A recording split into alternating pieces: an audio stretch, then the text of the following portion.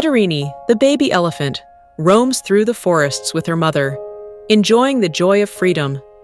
But one day, this joy is interrupted when she is caught by hunters. She is chained by her legs and sold to a circus troupe. The circus animal handler ties her to a large pole with a 6-foot-long iron chain. The free creature from the forest, Adirini, is now imprisoned within a circle with a 6-foot radius. This becomes unbearable for young Adirini. She repeatedly tries to break the chain by pulling on it forcefully, but nothing works. Her legs become bloodied. She writhes in pain.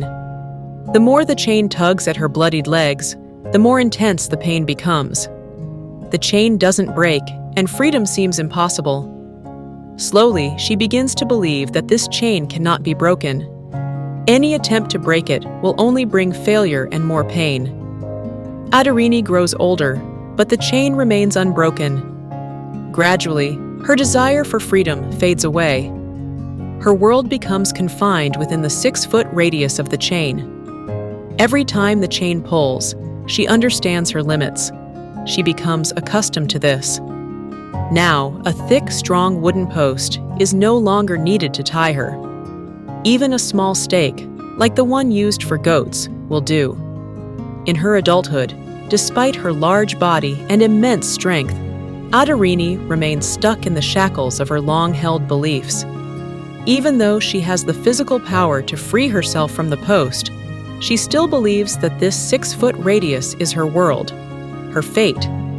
Every time the chain pulls, she believes that stepping outside of it is impossible. She travels with the circus and performs tricks. She is now tied to a small post. One day, a fire breaks out in the circus tent. The circus members flee for their lives. After the fire is extinguished, it is discovered that Adirini, along with many other things, has been burnt to ashes. The chain remains. The post has burned down. Despite having the physical strength, Adirini, the prisoner of false beliefs, never made an attempt to break free. Adirini's story is not a fabricated tale. Those who have seen a circus troupe will know that elephants in circuses are controlled this way. Many circus elephants have died in fires, bound by the same chains. Sadly, the number of people imprisoned by false beliefs in our society is not small. There are countless false beliefs that hold us captive, such as, I have a bad fate. I'm not worthy of such responsibility.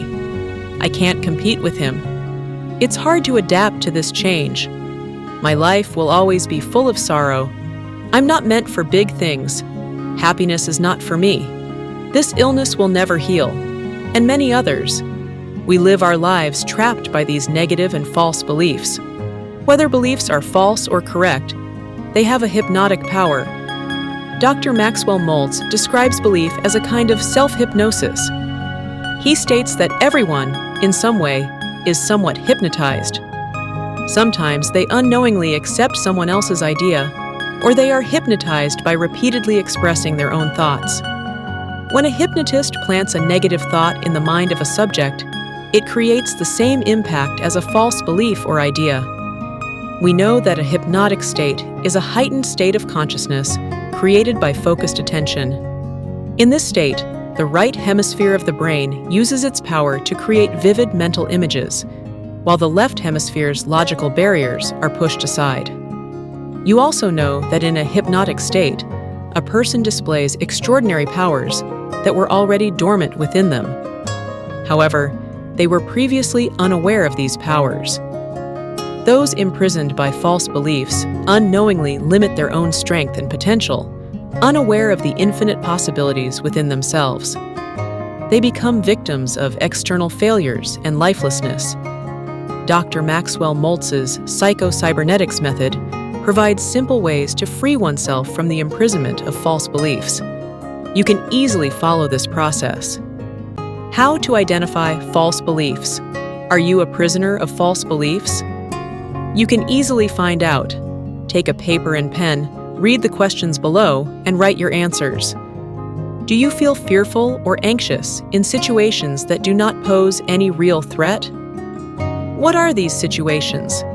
calling an unknown person, discussing repair bills with a technician, or meeting a senior official. Why do you think such situations are harmful to your body and mind? Do you believe that certain events happen on their own that block your success? What are you trying to achieve? What specific situations do you think are obstructing your progress? Write your answer like this. I would have been successful if not for obstacles. Have you ever felt like, I can't do it, I'm not good enough, I'm not worthy, I'm not suitable for this, while trying to achieve a goal? In what circumstances did these thoughts arise? What did you tell yourself? What was your goal? Write your answer like this. I think I can't do it because... Have you ever felt like you're stuck in a long delay or caught in some kind of stigma while trying to reach your goal? What did you want? A career or job change? Improvement in relationships? A personal venture? What feelings triggered your plans? Write specifically. Once you have written your answers, carefully examine the reasons for your failures. Fear, doubt, or self-blame, whatever you described, are the results of being unconsciously hypnotized by false beliefs. It's like the unconscious mind playing the same old broken record again and again. You may not be able to accept this right now. You may still be saying, these beliefs are not false. I was humiliated. I'm not good enough for this job. I don't have the qualities to attract others. If that's the case, you need to go deeper. You need to find the root of your false beliefs. Take a paper and pen again and answer these questions. What is your first memory after you learned to understand things? What was the event? How old were you? Who was with you? What feelings do you remember? What kind of child were you? What stories were commonly told about you in the family? Do you think you were the desired child in your family? What event supports this belief? What was your nickname? Did you adjust well with the family? How was your life in primary school? Which events stand out to you? What did your teachers say about you? What was typically written in your progress reports? How easy was it for you to make friends as a child? Psychologists say that until a child goes to school, their sense of self is shaped by the conversations and stories they hear within their family. After they start school, external influences strengthen the beliefs they formed about themselves within the family. Your childhood memories can help you find the source of your false beliefs. The constant negative comments about you from family members, whether it be your father, mother, siblings, or relatives, can limit your limitless potential. Your infinite strength remains unconsciously trapped. How to free yourself from the prison of false beliefs. The solution is simple. You know that your false beliefs have no logical foundation. The repetition of illogical negative statements has shackled your true strength. These false beliefs have now become part of your daily habit. But the good news is that any habit can be changed. With a little conscious effort, you can free yourself from the prison of false beliefs. Because as a human, you are unique. No one in this world is exactly like you. You were born with unique qualities, and you can develop them. Everything in civilization has been created by humans, and you too are a human being. Therefore, to free yourself from the prison of negative thoughts and false beliefs, relax and sit in the waiting room of the Alpha Station. Write down all the negative thoughts and beliefs one by one, and cancel them with a cross. Whenever a negative thought arises, immediately say, "Cancel, cancel," to eliminate its impact. While sitting in your mind's home, continuously give auto-suggestions to awaken your inner strength, or repeat positive affirmations. Keep repeating your affirmations.